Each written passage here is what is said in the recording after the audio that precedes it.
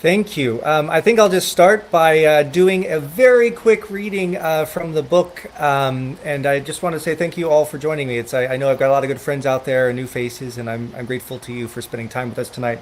Just 2 pages I want to read just to give you a sense of what the book does and what its tone is like.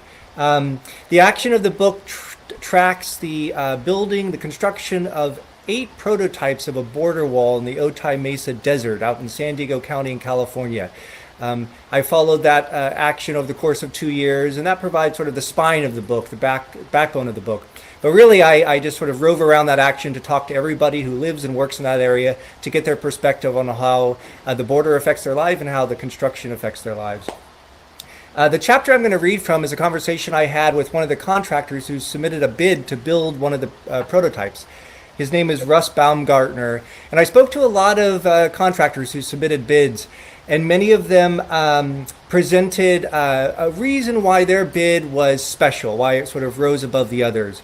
And the thing that Russ was really proud of with his bid was the fact that the concrete design he had come up with could be decorated on both sides. It's important to note that the request for proposals from the federal government specified that only the north-facing, the American-facing side should be decorated. The south-facing side did not need to be decorated. But Russ's take on it was, hey, I've developed a system that can be decorated on both sides, and that's what makes my design the best. It tracks back to a story he told me about his own home and building a retaining wall on the property, and his wife said, you can't build that wall, it's going to be ugly. And he said, all right, if I promise to make it in a way so that you can design it, make it beautiful, can I build the wall? She said, sure. So he came up with a new way to do construction so that it could be decorated on both sides, made his wife happy. They have a beautiful picture of the wall in his office. And he really used that technology to scale up his business, and that was sort of his stake to his proposal's claim. Russ really struggled with submitting the bid. He said he was of two minds about it. He really didn't want to on the one hand. He saw that it was very controversial, but he also saw it as an opportunity to make money. And he had withstood some economic downturns and thought that this might position him to withstand some future economic downturns. So he went ahead and submitted a bid to build a wall. The last thing I'll mention before I read is that, the way he talked about wanting to design the wall so that it could be decorated on both sides. He talked about, thinking about what the Mexicans might think of the wall, those who live in the area, and what their opinions might be. And it really reminded me of Robert Frost's poem "Mending Wall," and the lines about before I built a wall, I'd like to ask to know what I was walling in and what I was walling out, and who I was like to offend. And that really sort of tracked what Russ was telling me in terms of his considerations and what was on his mind as he submitted his bid. So I'm just going to read the very tail end of my conversation with Russ. You'll hear his voice a little bit, and then I'll chime in just a couple of pages here. Russ says, I struggled with it.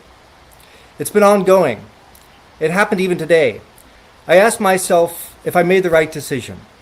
I have a niece who is going to disown me. I have 2 sisters that are partners on the bid, both of them very liberal.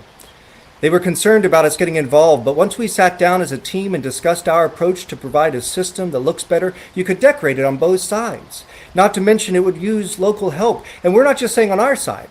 I think it would be ideal to bring in people from Mexico. Let them decide what they want to look at and even participate in, and financially benefit from the building of it so it's not so controversial.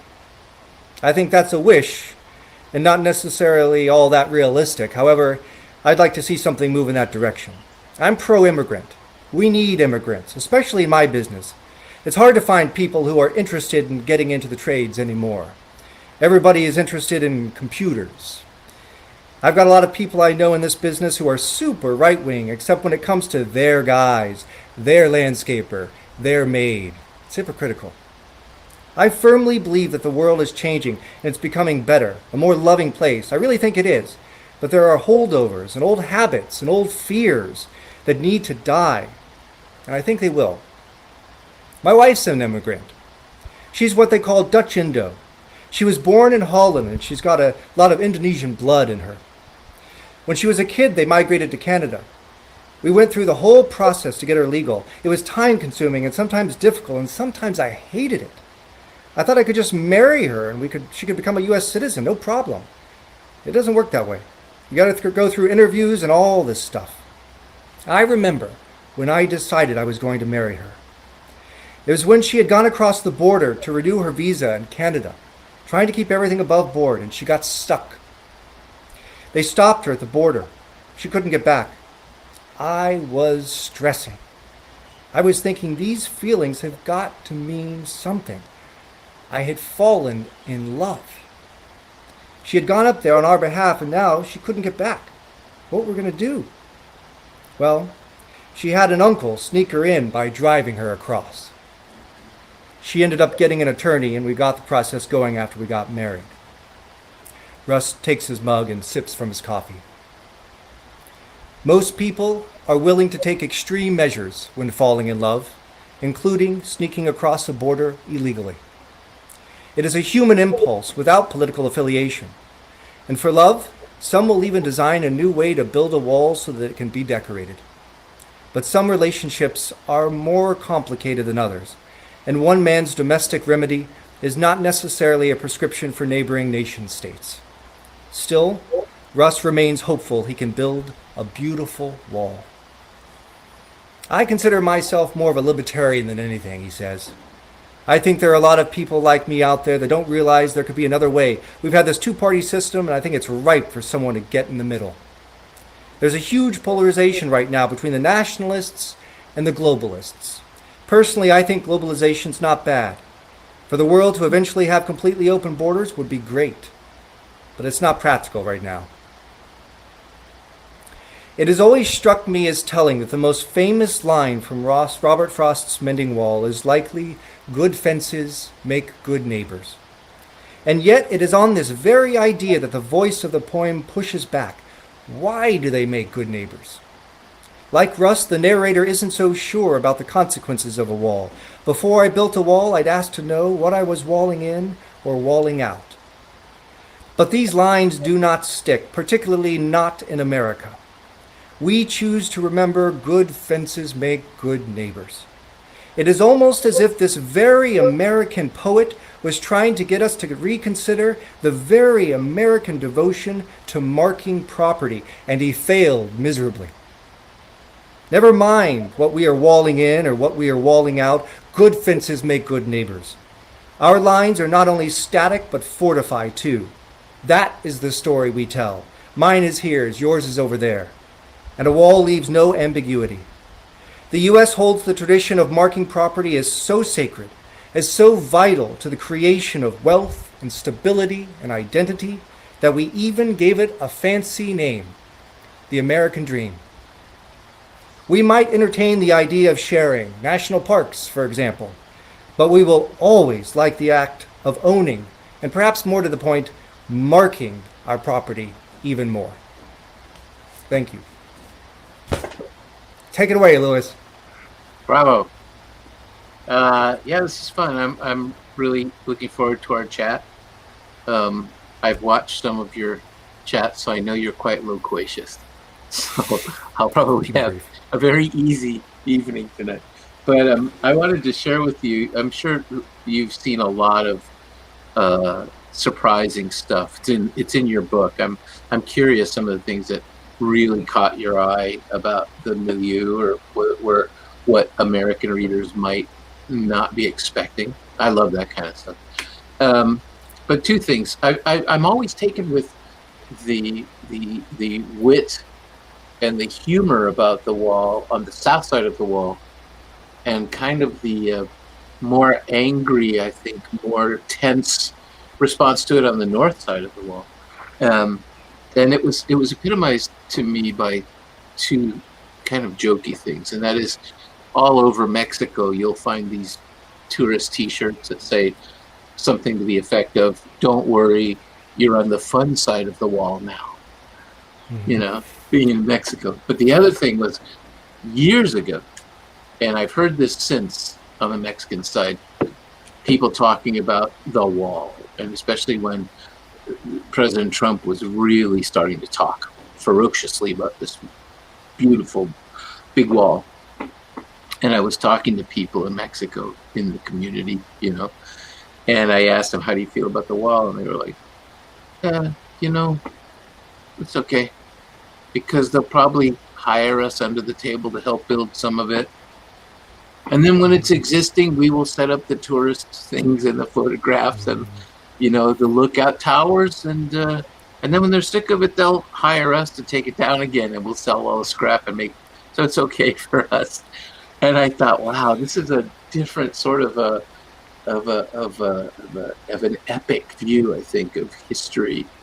Do you know what I mean? Like a patience in viewing that the century will pass sooner or later, and we're going to make the most out of all this stuff.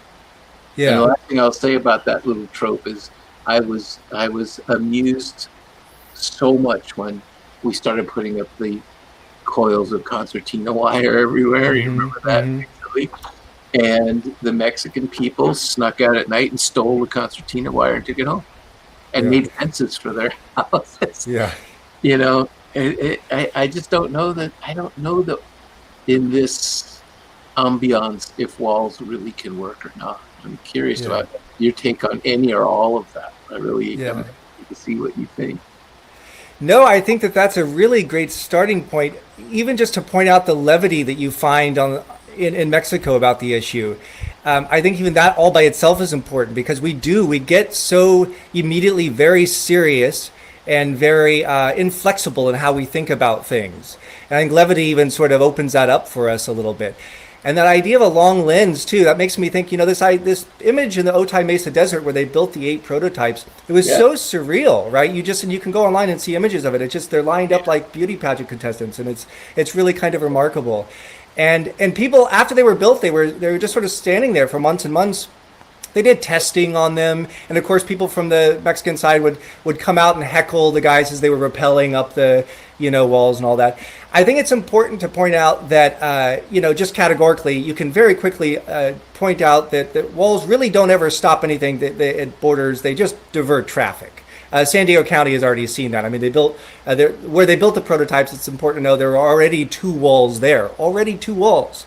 So they've had walls for a long time, for decades in San Diego County. They moved all the traffic out to the desert where it's more dangerous.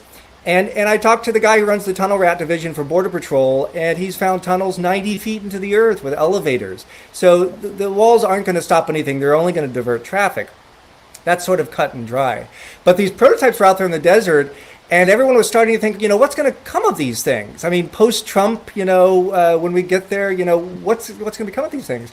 And I know a lot of artists were starting to plot things, that could be done with them. And people, in fact, did take actions, light projection actions and so forth. But people were really starting to get big ideas about monuments to Trump down the line, monuments to this era, this sort of upside down era that we're living in. I can't help but think that that's part of the reason, if only one of the reasons, why the U.S. government very quickly tore down the prototypes. I mean, it's very important to know that they're no longer there. They were there for months and months. They told the press one day, hey, we're going to tear them down tomorrow at 10 a.m. They actually got started at 8 a.m. because they really wanted to get it done quickly. And they did. They got it done in a matter of hours. And I think what came next, right, that's what really taps into the nuance of the border. Because in the exact spot where they built 8 prototypes for a border wall, what are they building right now? They're building a new crossing, a new port of entry. And I think this is the thing we lose a lot, right? And it's not just any port of entry. It's a commercial crossing, right? It's designed for 18-wheelers bringing products into the U.S. And I think that gets lost. The fact that we're so dependent on, we have such a collaborative relationship, for better and for worse, with Mexico in terms of globalized capitalism, right? All of the products get made in Mexico at the maquiladoras, where labor is less expensive, where taxes can be skipped, and they're shipped right back across the border. And those products, those cheap products that we value so much, we don't value, and I'm saying we Americans, we don't value the people who make those cheap products possible. And so I think the way forward is to find a way to let people cross the border as freely as the products. Oh, I totally agree with you about that. A few years ago, there was a lot of interest in creating a university-based immigration museum, international immigration museum, and El Paso was going to do it, and it fell through, like many of these, visionary projects do. But they had designed the physical building to be an open-ended sort of bell on each end of openness across the Rio Grande to include the Mexican side and the American side. They wanted to use electronic ID for access. And each end of the bell was designed as a outdoor concert shell. So that, Carlos Santana could drive into El Paso and then the band walk across into Mexico and hold a show and people could not get through the barriers without the right ID. If they were okayed to come in, they could just come in and out either way. And it was a fantastic notion. But, for various reasons, I'm not sure why, but it faded away. But I think this idea of movement, trying to stop the movement. We were talking before we went live, about the population. It's not necessarily what you hear, in the paranoid propaganda on this side. Tijuana has a huge Haitian population, right? The street vendors are making Haitian and tropical food and learning French. And now there are Africans, there are Asian people, and there are Middle Eastern people. It's becoming, like I was saying earlier to you, it's becoming this strange border town melting pot. It's kind of the American dream. And I'll bounce it back to you, but one of the things that has always haunted me is I used to work with the migrants, but internal migrants, Mexican people, many indigenous, fleeing poverty. There wasn't the massive terror of violence, though there was a lot of violence when I first started working, but they were coming to live. And one of the indigenous men, who was a Chinanteca, said to me, at least in Tijuana, you have garbage. They quit jobs picking the trash. And I thought at that moment, wow, this is something so far beyond our politics and our paranoia and our fear and our possible racism. I don't know what all factors are involved, and I was curious to take on some of that. I think, on the American side of things, we do fixate on the idea of the caravans and Central Americans, and we lose track of how international the migration to the States is. I mean, I sat in immigration court for hours on end, and I saw very few Central Americans. I saw Chinese nationals. I saw people from the Horn of Africa, from all over the world, Indians. And so I don't think we realize that. I think the fact that we fixate on Central Americans, I think, just points to our fear of the fear that some people have in this country, the xenophobia, the fear that people have of losing the power structure we have in place, which is the white power structure, right? And I think you can track sort of U.S. immigration policy. Keep in mind, we didn't have any immigration laws for the first 99 years of our existence. And what's the first one we come up with? The Page Act in 1875 to keep Chinese women out of the country. Exactly. So the Chinese workers in California couldn't grow their families. And then from there, you go into the 20th century, national origin formula and eugenics, which we exported to Germany. And you have trying to prioritize Western Europeans. So you have this narrative across immigration history that mirrors the conversation we're having about racial inequality in the white power structure in the country. And I think that's one of the reasons we fixate on Central Americans, this fear of, especially when they show up in large groups, this fear of some sense of invasion, which is just totally misguided and wrong. And the other thing you touched on in terms of like the concerts in Santana and the ability to go across the border, there are so many technological innovations that do make crossings so much easier. Oh yeah. I mean, think about like the Tijuana airport, right? You can be an American. You don't want to pay your expensive ticket to fly out of San Diego, so you get your cheap ticket out of the Tijuana airport. You can go across a purple bridge that goes right over the two fences that are already there and board your plane in Tijuana. If there's money to be made, we'll let you cross the border. That's how it goes all the time. And so that just also demonstrates that capitalism sort of dictates this conversation, but also too that there are ways to make it possible for people to cross more easily. And I'm always reminded of Bill Jenkins, a pastor who runs one of the very few migrant shelters in San Diego. There are so many in Tijuana, and Bill forever just had the one in San Diego. And it was really him just opening the church to people who needed to stay there. And he said, migration's life, man. He said, from the beginning of the Bible, Adam and Eve out of the Garden of Eden, to John the Baptist being exiled to the island of Patmos, it is the story of migration. And I think we need to embrace the fact that migration is life, And work demands migration. Think about how many Americans migrate domestically from state to state for work. We are competing in a globalized labor force. It's not a future to think about. It's here right now. And I think we need to acknowledge that and empower workers. We've empowered corporations. We've given them personhood. And we've empowered them to be wherever they want in the globe, to make products wherever they want in the globe. But we haven't empowered people to have that same freedom. And I think Americans could be helped by not getting defensive, not looking at it as competition with other people from other nationalities, but that we're all workers forced into this situation together, and we need to band together to solve it and start looking at things like international ID cards and more expansive visa programs. Yes, amen. I agree with you. I remember at the height of I'm getting weird UFO lights on my face. Maybe it's the Border Patrol shining a spotlight in here.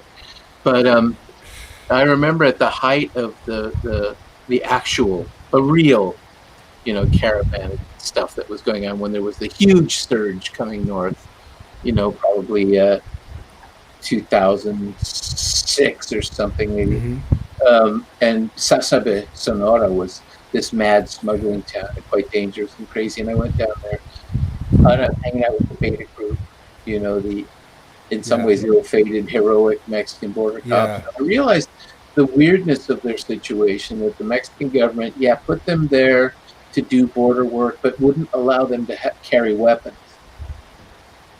And they had to wear fluorescent orange vests so they could be seen from miles away. A lot of really weird stuff, but we saw at the day we were hanging out with the Beta guys, probably 30 to 40 vans, each one jammed with 30 people, many of them Mayan people who didn't even speak Spanish, and they'd have a translator to Spanish. And the head of that group in town it was a name out of South American literature. His name was Enrique Enriquez. And I thought, Enrique Enriquez. That's so cool, right? But we sat in the police station at the end of the day, and I said, how do you deal with this problem? They said, what problem? And I said, well, we just watched coming across the border. And he said, well, it's not illegal for a Mexican to leave his country. So that's not the problem. I said, but the numbers, man. And he said, you're getting it wrong. That's not a problem. It's a phenomenon. Big little exodus. And he said, and the only thing one can do with the phenomenon is observe. You should be observing this and study what it is. But it's not definable as a problem. It's beyond a problem. It's a movement historically, just like you're saying, movement.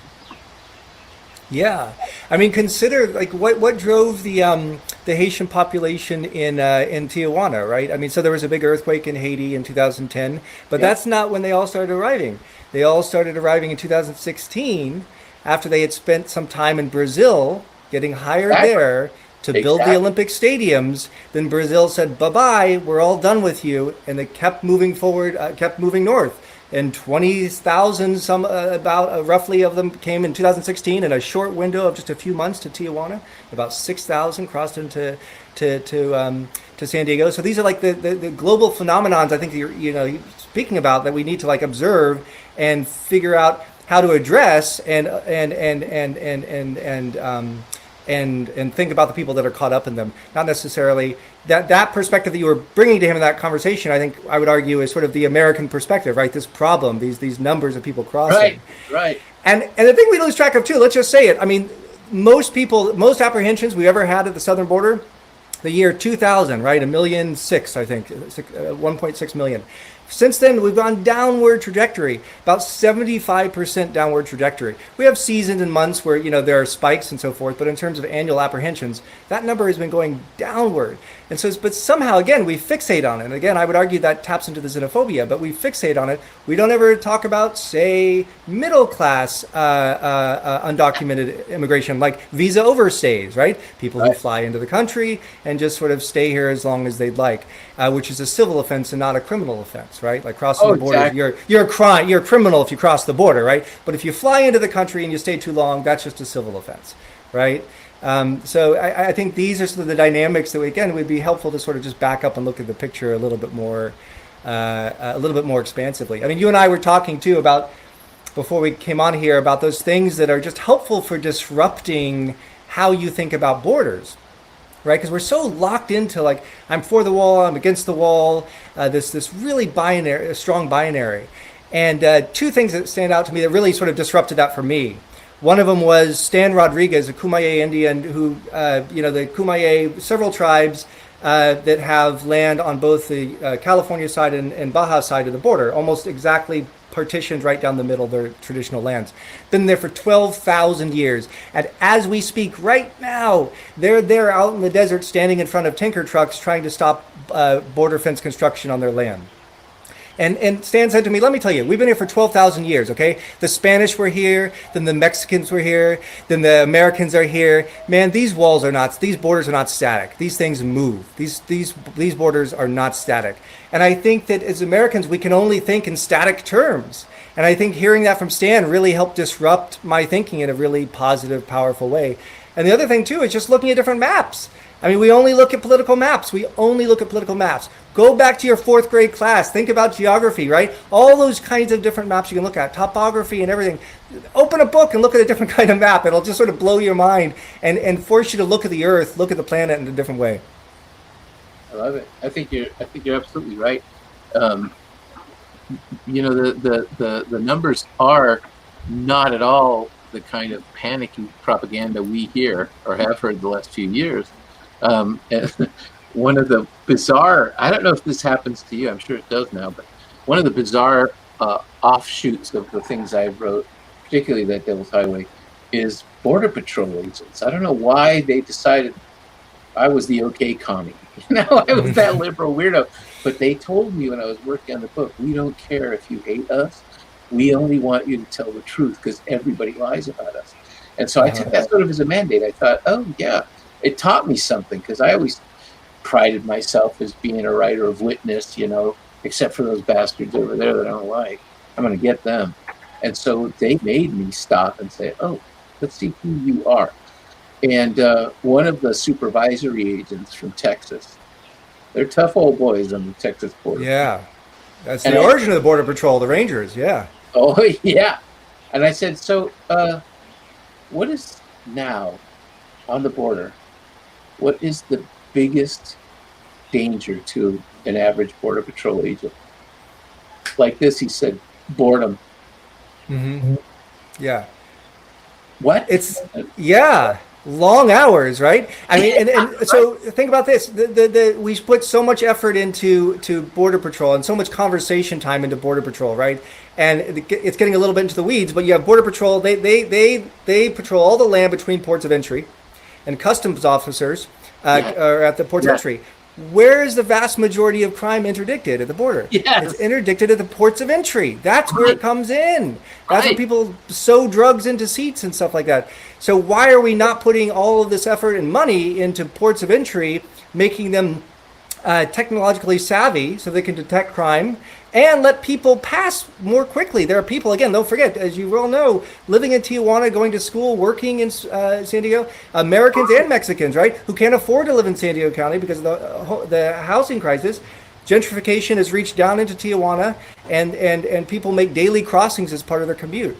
So, and I think this idea of like the border is a dangerous place is so like baked into the American mythology, and it really does tap into like frontier and cowboys and all of that.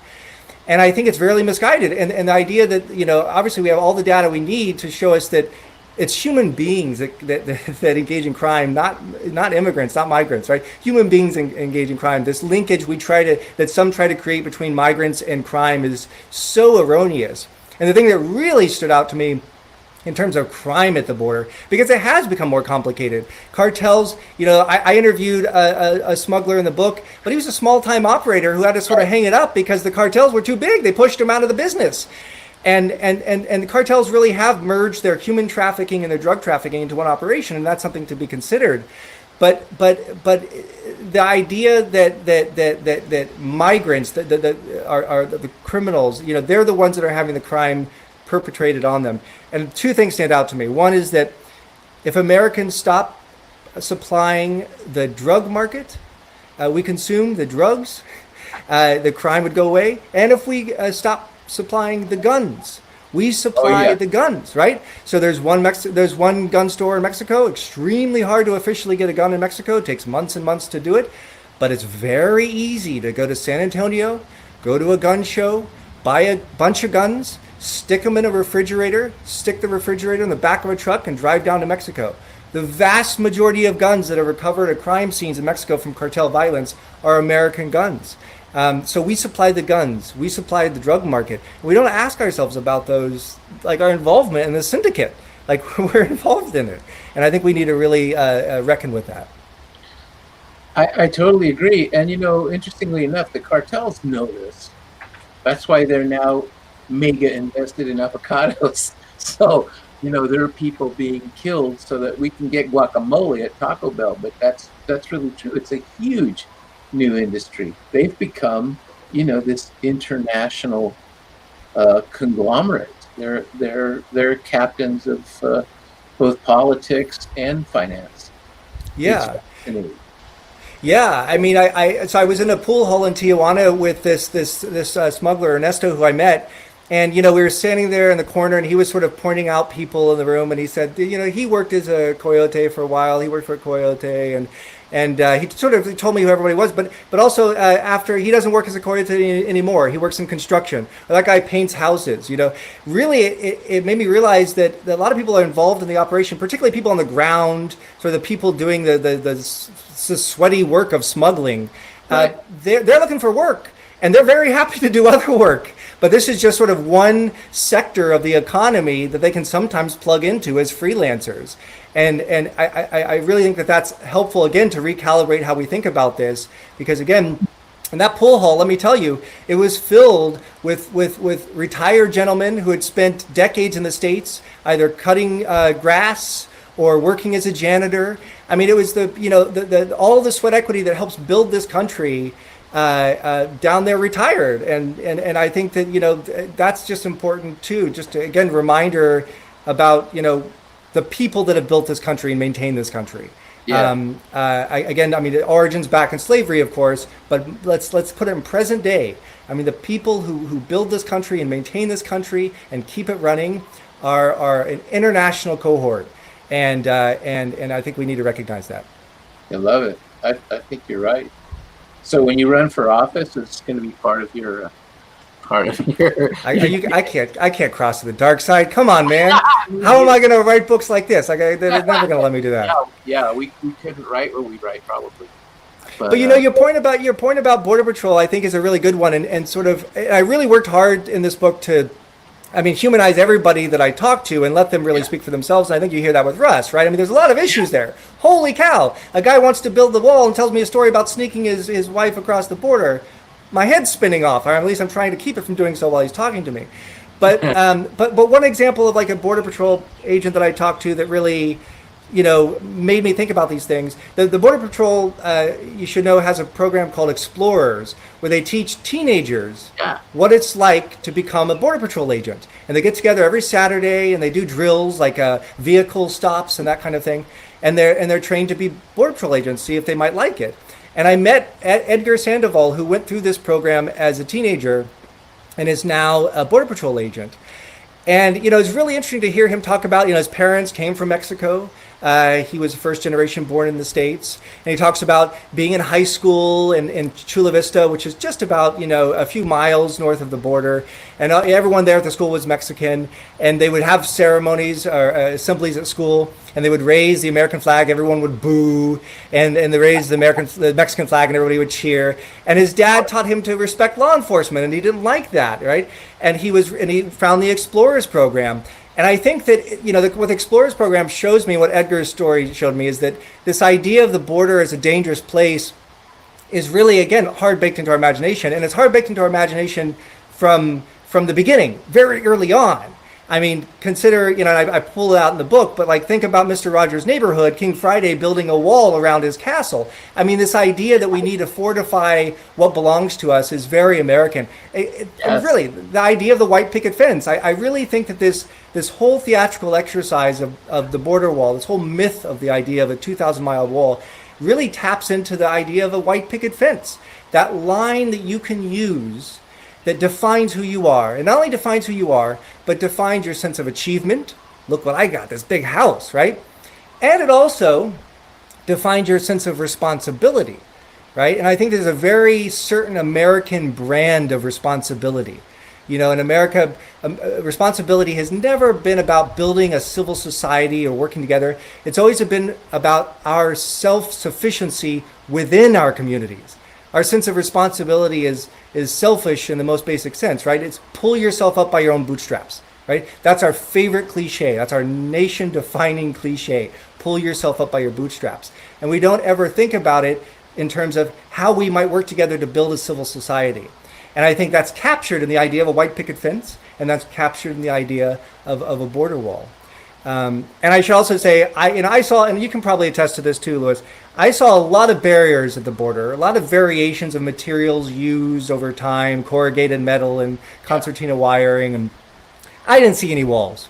I saw no walls. I saw fences. I saw barriers, but no walls. Even just the use of that word and this idea of this impermeable thing, I really think even just that word plays into the mythology of it and gets us so much further from reality. Oh yeah, because it sounds like the Great Wall of China, which ultimately, it has an expiration date itself. But yeah, it's not. You can you can see through most of it. You can reach through most of it if you can get to it. Interestingly, the Mexican side, certainly in Tijuana, as you've known and seen and known, on the solid parts of the wall, it's an amazing open air art gallery with all kinds of sly graphics and brightly painted coffins mounted on it, and sections where the artists have painted a blue sky with clouds so it disappears against the actual sky. And the American side is, of course, grim, scraped clean, and trucks and dogs and helicopters and dudes with intimidating shades and all this stuff. I have a composer friend in San Diego. I hope you meet. I'd like to introduce you to him. Named Stephen Schick. I don't know if you know him, but he's done some wonderful things about this issue. Exactly what you're talking about. How do we deal with a boundary as feeling, thinking, soulful, artistic people? So he put together a classical concert with half the musicians in Tijuana and half in the U.S. He conducted via video, so that the two halves of the orchestra, which couldn't see each other, could produce this music over and around the fences, which had this incredible. I thought it was brilliant. And he said something to me that I remembered when we were talking pre-game, if we were waiting to come on, that he said he used to live in Germany at the time of the wall. And he said, it was interesting that the West Germany side was completely covered, just like Tijuana, with art, graffiti, paintings. It was the grim side that was pristine and clean. Yeah. And he said that when I saw the Tijuana side of our border fences and walls, I wondered, who's the wall being built for? Mm-hmm. Right. Who's the inmate here? Yeah. The guys with the taco stand and the mariachi band? Probably not. Yeah. And it's like a mental thing for us. Our jail. It is. It absolutely is. I make a point on the first page of the book, in fact, first chapter, that I think the real border is the 8 freeway in San Diego. It's 15 miles north of the border, but runs parallel. And, in crude terms, all the brown people live south of the freeway and all the white people live north of it. Now, this is changing, of course. But, historically, that's been the dynamic. And it's almost worked as like a U.S.-controlled buffer zone, right? Because the people who live south of the freeway have been really disenfranchised.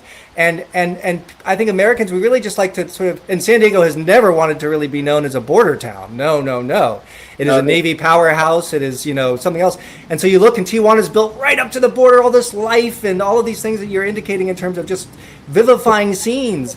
But in the U.S., it's desert, it's open, it's nothing there. And in fact, there were prohibitions on building in the Otay Mesa Desert for a long time because they didn't want people to be there. They wanted to just sort of turn a blind eye to it. It's amazing how you can just travel 15 miles north, be at some hoity-toity place for a bar or a restaurant pre-COVID days, and just feel like you were in the middle of America. I mean, the border isn't something that factors into people's lives in San Diego County the way it does, I think, more so people in Tijuana. They're more open to that as part of their identity.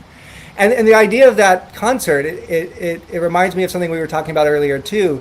You know, the mayor of Imperial Beach, which is the southernmost western city in America, right there on the beach, Pacific Ocean. Serge Dedina is his name, and he said, you know, I'm so sick of talking about security, border security, border security, border security. Fine. If I have to talk about security, I'm going to talk about security in a much more expansive way. How do we make people feel secure in the homes they have? How do we make people feel secure that they're going to have food on the table, right? And I think that's a really good way to think about border security more expansively if we have to think that way. And Serge also talks about, you know, the border is a line that divides. It's like, that hasn't been my experience.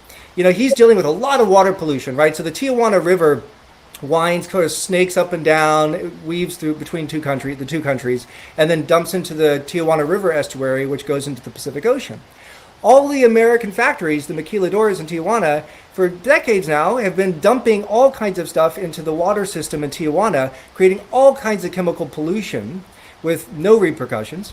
And that's coming into the Pacific Ocean and creating harmful water for the Americans on the north side of the border. And Serge is always working on that issue. He's working with 36 agencies, American, Mexican, international. And he uses that and that effort as an example to show that the border is not a dividing line in his mind. The border is a magnet. And he sees this in his work. It's this thing that can bring people together. People are drawn to it. People want to engage it. And it's a place where collaboration can feel more possible. And he wasn't just sort of speaking in a hopeful way. He was speaking about the work he does every day as mayor. And I think that that's the best way to sort of turn the idea of the border on its head and again, disrupt sort of the way we think about it. I can't emphasize enough how rigid we are as Americans when it comes to thinking about the border. It's really one-dimensional and discouraging. So I'm trying to bust it open. Yeah, I don't know if you're familiar with this musical act called the Nortec Collective. Do you know Nortec at all? I do. Yes. They're electronica DJs. Yeah. Who have made this unbelievable, very futuristic dance music, right? Using tuba samples and things. It's beautiful stuff, but they have a hit called Tijuana Makes Me Happy. And, for those of us with deep ties to that other side of that border fence, that song is so wonderful because it's so counterintuitive. It's in English. They were very sly because they knew who they were talking to. Yeah. They were talking to us, saying, people live here and love it and have sweethearts here and eat their favorite food and have, and I when I was a little kid, I know we're coming into questions time, but when I was a little kid, up to a certain age, everyone I loved, respected, everything I knew, everything, including the tortilleria, was sacred. And I didn't know till we moved to a more northerly San Diego white suburb that all of that was terrible. Mm-hmm. What? Yeah. And we were terrible. Yeah. And they said the most scabrous things about us up there. And it was a shock to me that I almost never got over. Everything I thought was fantastic and joyous was suddenly dirty and bad. Yeah. I didn't know what to make of it.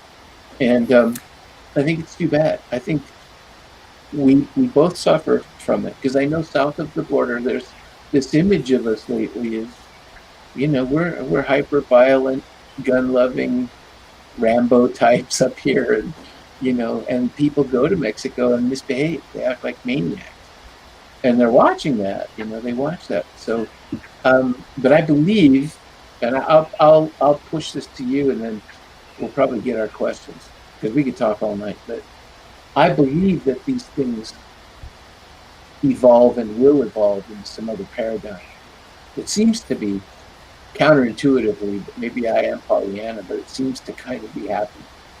Yeah. And maybe it's business that does it because, like you say, there's a lot of people doing brilliant things in Mexico, and they do have the dedicated lanes where they can drive into the tech sector and so forth. And a lot of those folks who ICE threw out, raised in the United States, speak and think and joke American style. They're running a lot of the phone banks. It's fascinating.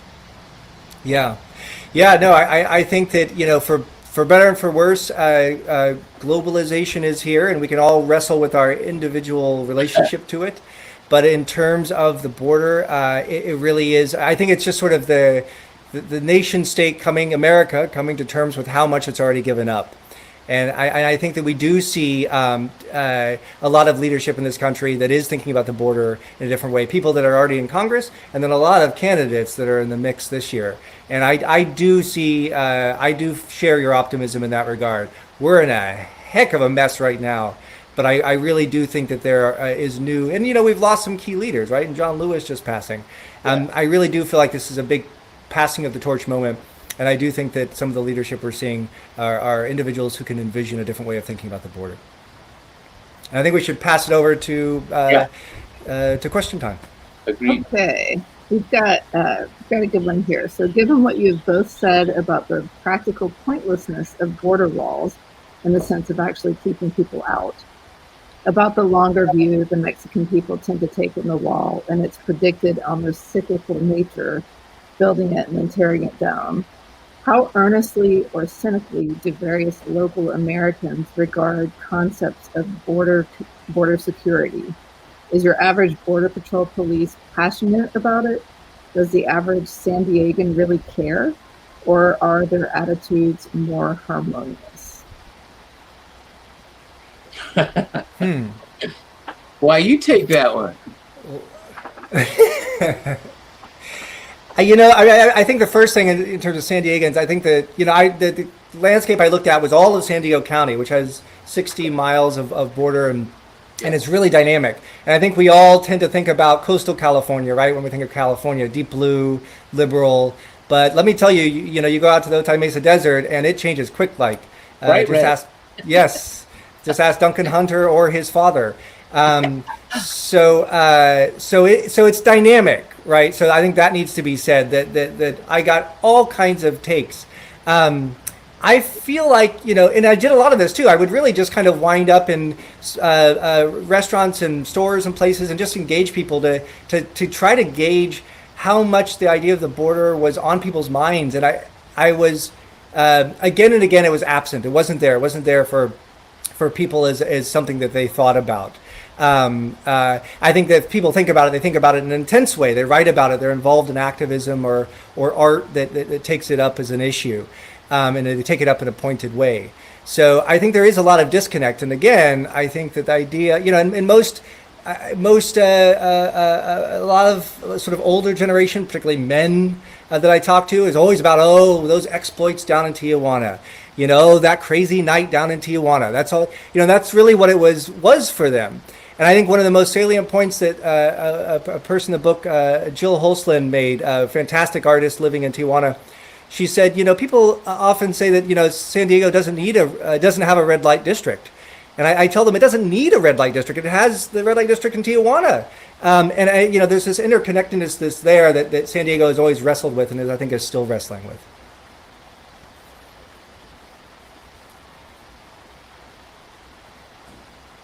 Ready for another question. Okay. Next question. DW, you mentioned international ID cards and the rigidity of the American mindset. You also mentioned how the border concept is basically a magnet concept for fears that are closer to home. Am I safe in my house? Do I have food? What do you think is the way to break it open? Mm-hmm. I think the way to break it open is to seriously look at the idea of if not international ID cards, which I know is an overwhelming idea for a lot of people. It's sort of a scary idea, and I know that if it happens, it can only happen in capitalistic terms, right, for work.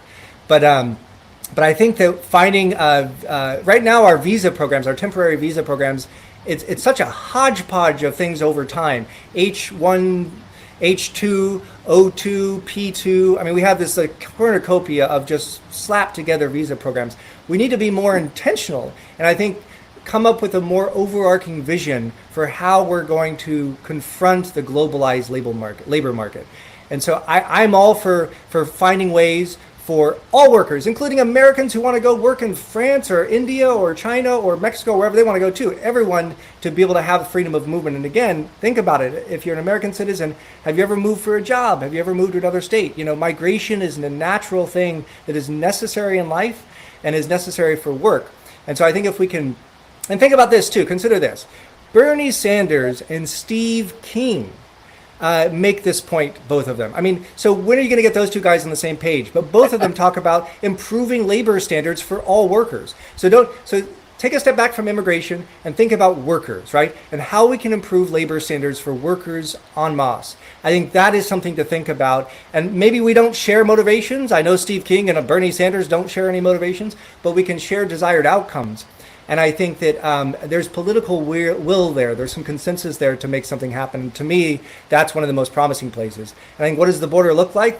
Walls are totally a waste of money. I think we should put whatever resources we put into the actual border region should be put into to ports of entry and to making them have more capacity to screen vehicles more quickly so that people that are going about their lives can do it in a more efficient way, and that people that are trying to engage in criminal activity are caught.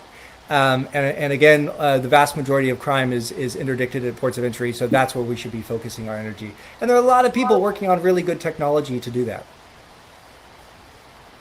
Okay, if the prototypes of the wall are down, does it mean that the wall is not going to be built?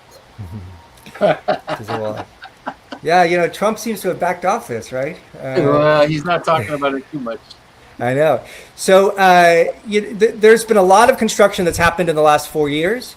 The vast majority of it, almost all of it, has been replacing fencing that already existed. So I cover the 14 miles that go from the Pacific Ocean to the Otay Mesa Desert where they built the prototypes. They already had 2 fences, in some cases 3 fences, on that 14-mile stretch. They've replaced all the fencing that was there when I began reporting with new fencing. I should point out, none of the prototype designs. So $20 million was set aside for the prototypes. None of that has been used. They used the wall design that was used during the Obama administration, these steel ballards with a flat metal top. And according to a government report released in June, just last month, there have been exactly 3 miles of new fencing. 3 miles where there was no barrier at all before, where there's now barrier. So there's been very little progress on new fencing and additional fencing. And I mean, it's continuing unabated now. There have been construction workers who have contracted COVID. Construction is still going. Kumeyaay and other tribes are fighting construction on their land. But it's still happening. So and a lot of money has been pulled from other resources to make it happen. But it's hard to envision that it gets much past where it is right now.